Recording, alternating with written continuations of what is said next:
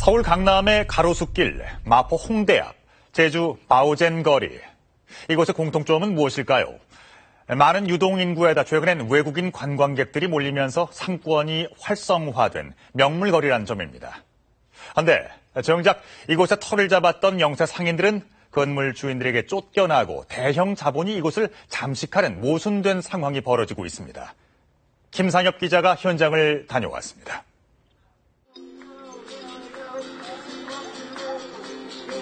제주도 도심 한복판에 자리 잡은 바오젠 거리. 지난 2011년 중국의 바오젠 그룹이 우수 직원들을 제주도로 단체 여행을 보낸 것을 기념해 이름이 붙여졌습니다. 이제는 제주도의 대표적인 쇼핑 명소로 유명세를 타면서 중국인 관광객들이 넘쳐나고 있습니다. 이곳에서 옷가게를 하고 있는 김호산 씨는 지난 2012년 여름 건물주와 계약을 맺었습니다. 건물을 팔 일도 없고 주변 상인들도 10년 넘게 장사했다는 건물주의 말을 믿고 권리금 6천만 원을 포함해 모두 9천만 원을 투자했습니다. 하지만 반년 만에 건물주가 바뀌었습니다. 새 주인은 재건축이 필요하다며 6달 안에 건물을 비워달라고 했고 지난달 초 결국 강제 집행을 했습니다. 쉽게 말하면 저희들 다 내쫓고 본인이 다시 권리금을 받고 채를 받고 이제 주겠다는 얘기인 거죠. 이거는 그냥 길바닥에 아무 이유 없이 뺏기는 거예요. 그러니까 저희 장사하는 사람들은요, 이 가게가 제 목숨이나 마찬가지인 거예요. 근데 이게 다 없어지는 거죠. 순식간에 가게를 잃은 김 씨는 집 근처 세차장에서 아르바이트를 하고 있습니다. 어린 딸을 키우려면 딸이 잠든 새벽 시간에만 일을 할 수 있어 고된 하루하루를 보내고 있습니다. 너무 속상하고 화가 나는데 어디 가서 할 데도 없고 제 현실이 너무, 그러니까 힘없는 사람은 이렇게 해서 또 죽어야 하는구나, 그렇게 생각했어요. 바로 옆집에서 화장품 가게를 운영하고 있는 김모 씨도 최근 새 건물주로부터 나가달라는 통보를 받았습니다. 옛 주인과 계약할 때 계속 장사를 할 수 있다는 언지를 받고 1년 반 전에 4천만 원을 들여 인테리어 공사까지 마쳤습니다. 관광객들이 많아진 만큼 투자가 필요하다고 생각해 벌인 일이었는데 결국 투자금만 날릴 위기에 몰렸습니다. 한 2, 3년만 더 할 수 있게 해달라. 우리가 지금 권리금도 다 포기하는 상태니까, 권리금 1억이라는 돈을 다 포기하는 상태니까 2, 3년만 더 해결해달라 해도 그것도 안 된다. 그런 입장이죠, 지금. 건물주는 월세가 밀리고 기간이 만료돼 계약을 해지한 것이지 쫓아낸 것은 아니라고 해명했습니다. 하지만 임차인들은 건물주가 상인들을 내쫓기 위해 고의적으로 재계약을 회피했다고 반박합니다. 계속 피하시기만 하고 회피하고 전화 통화는 되지만 이렇다 저렇다 말도 없고 알겠습니다 해놓고서는 연락도 없고, 그러니까 집세를 받겠다는 의향이 전혀 없으신 거죠. 그러니까 그러면서 법정 가서는 집세를 안 내지 않았냐 이런 식으로 나오시는 거죠. 김 씨가 운영하고 있던 이 옷가게는 이번 달 초 강제 집행을 당해 문이 닫힌 채 영업을 하지 못하고 있는 상태입니다. 이곳 바오젠 거리에 중국 관광객들의 방문이 대폭 늘어나면서 임대료를 감당하지 못하거나 건물주에 의해 쫓겨난 경우가 수십여 곳에 달한다고 인근 상인들은 말합니다. 다시 이제 재계약을 하려고 하니까 권리금도 보증금도 2배로 올리고 집세도 2배로 올려버리고, 그러니까 터무니없으니까 못한다고 해서 나가라 이거죠. 상인들은 최근 상권이 좋아지면서 건물 주인들이 임대료를 턱없이 올리거나 중국 관광객들이 선호하는 매장을 직접 차리기 위해 임차인들을 내몰고 있다고 주장합니다.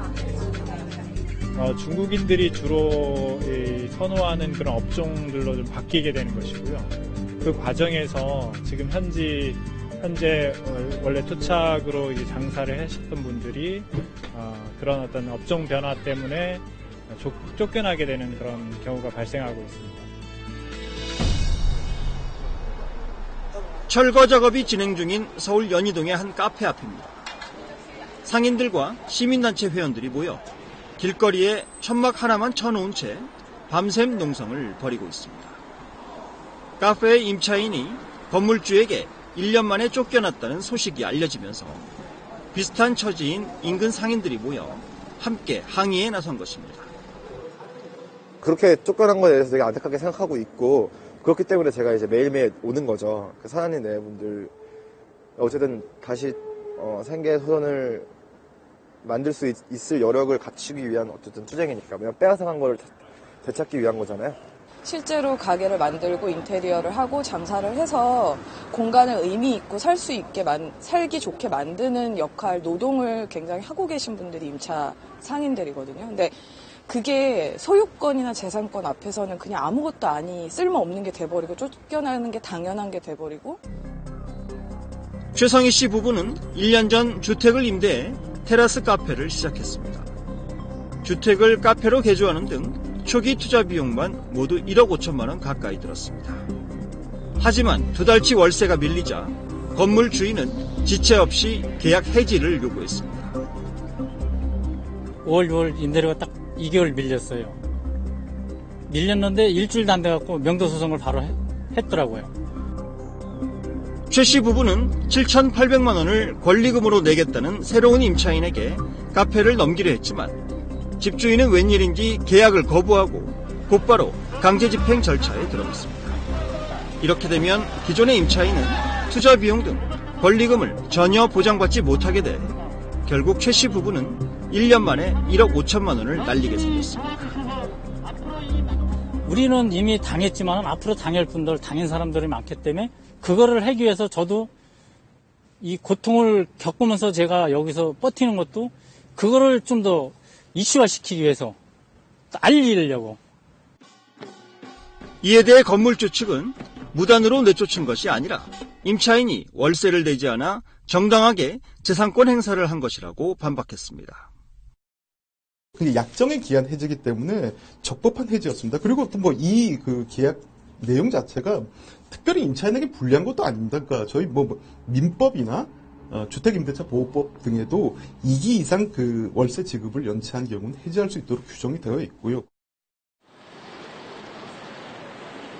25년 동안 곱창 전문 요리사였던 최준혁 씨는 3년 전 큰 마음을 먹고 홍대 앞에 가게를 하나 빌려 장사에 나섰습니다. 처음으로 본인 장사를 하는 사장이 된 것입니다.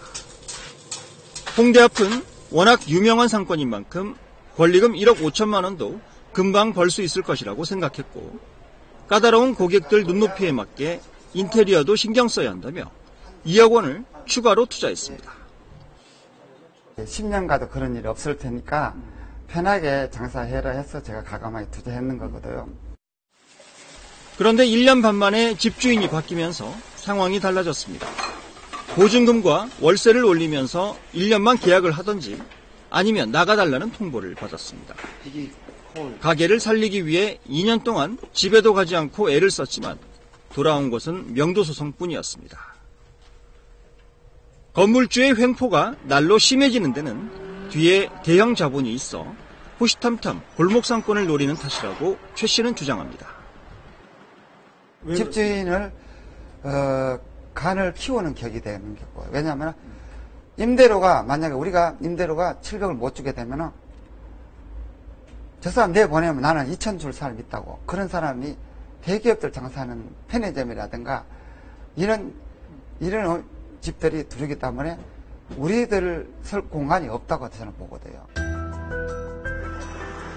동네 빵집의 대명사였던 홍대 앞 리치몬드 제과점도 대기업들의 문어벌식 확장에 사실상 밀려난 경우입니다. 껑충 뛴 임대료를 당해낼 수 없어 자진해서 문을 닫았고 대기업 프랜차이즈 커피 전문점이 그 자리를 대신 차지하면서 논란에 불을 지폈습니다. 예전부터 계시던 분은 그냥 예전부터 봤던 가게에서 조금씩 올려가서 이게 그러다 보니까 한 200, 300 이 정도 상황에서 다녔는데 이제 뭐 법인들이나 이런 데서 들어오면서 월세 2천 주택인가 나가라 3천 주택인가 나가라 우리가 들어가겠습니다. 그러면 건물주도 주인이다 보니까 사람이다 보니까 할 수밖에 없는 거죠. 외국인 관광객들에게 꼭 가봐야 할 명소로 떠오르고 있는 서울 강남구 가로수길. 여기서 장사를 하고 있는 임차인 서윤수 씨도 그런 경우입니다. 서 씨는 권리금 3억여 원 등 모두 4억여 원을 투자했지만 1년 반 뒤 건물이 팔리면서 전 재산을 날릴 위기에 빠졌습니다. 새로운 건물주가 본인이 장사를 하겠다며 명도 소송을 제기한 것입니다. 내가 노력해가지고 물길 뚫고 걸음 주고 옥토로 변한 걸 갖다가 어느 날 갑자기 건물주 지주가 와가지고 야 너 내일부터 내일부터 너 여기 농사 짓지 마. 내가 할 거야. 그런 거랑 틀린 게 하나도 없다는 거죠. 그렇게 뺏어가는 거랑. 가로수길의 상권이 좋아지면서 이곳에서 쫓겨나는 상인들의 수도 대폭 늘어나고 있습니다. 이 건물의 경우도 지난해 말 건물 주인이 바뀌면서 1층에 입점해 있는 가게 3곳이 오는 6월 말까지 한꺼번에 자리를 비워줘야 되는 상황에 놓였습니다. 결국 특색 있고 개성 넘치는 조그마한 가게들은 모두 자본의 힘에 굴복한 것입니다. 원래 여기 냄비집이라는 굉장히 유명한 일본 관광객들도 굉장히 많이 오는 냄비집이라는 김치찌개집이 있었어요.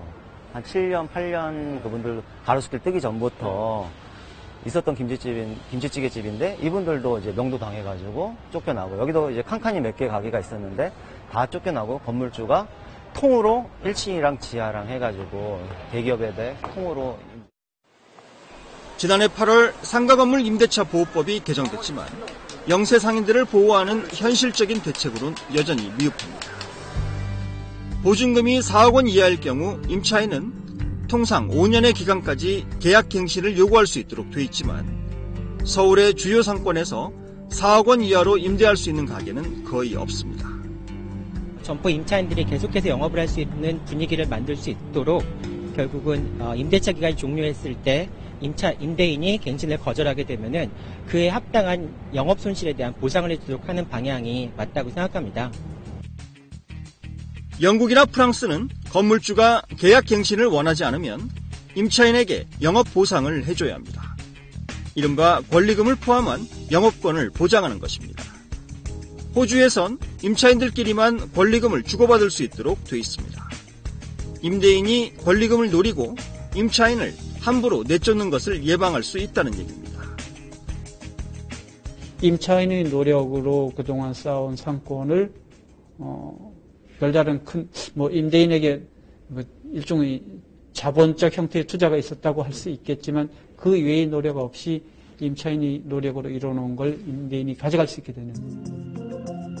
서울 시내 상가의 평균 임대 기간은 약 21개월 정도입니다. 평균 근속 기간이 30개월인 비정규직 노동자보다 훨씬 불안정하고 19개월인 시간제 노동자, 즉 아르바이트보다 약간 나은 수준입니다. 계약 갱신 요구권이 5년입니다. 하지만 5년 동안 장사를 해도 최초에 투자한 어떤 그 금액을 회수하기는 너무 짧은 시간이라는 말씀들이 많아요. 그러니까 이게 평생 직장으로 생각하는 장사가 아니라 5년만 지나면 또 파리 목숨인 거예요. 그렇기 때문에 이제 유럽이나 다른 국가들은 10년이나 또 일본 경우에는 아예 현실적으로 계약갱신 요구권이 무기한입니다. 그래서 우리나라 전체 자영업자의 수는 700만 명이 넘는 수준. OECD 평균인 16%보다 훨씬 높고 일본, 독일에 비해선 2배 이상, 미국보단 4배 가까이 많습니다. 이들이 권리금도 찾지 못하고 늘 일터에서 쫓겨날까 걱정해서야 건강한 경제를 기대할 수는 없습니다. 이웃나라인 일본에서 수십 년, 수백 년 전통을 이어온 오래된 가게들이 유지되는 이유를 잘 본다면 우리의 해결책도 찾기가 쉬울지 모릅니다.